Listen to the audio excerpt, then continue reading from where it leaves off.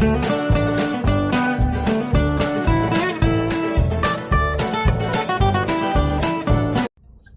welcome back.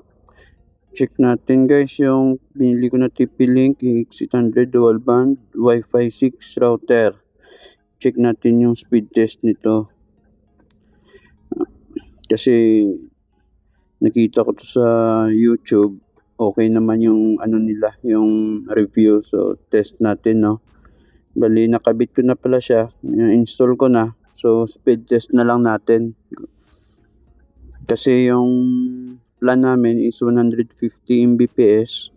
Try natin kung magsakto siya sa 150 Mbps.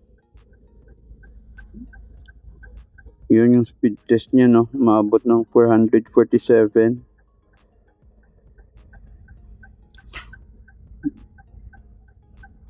Yung download niya nasa 12.8.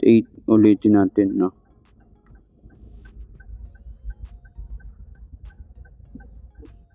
Yan, 439 yung ano niya. Download. Yung upload niya nasa 15, 16. Yan, 16. Okay na. Ito sa fast.com. Try natin.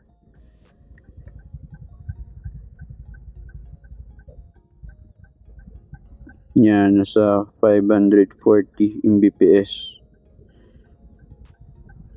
Okay na rin guys. Maganda din siya ang speed niya. Thank you guys for watching and God bless.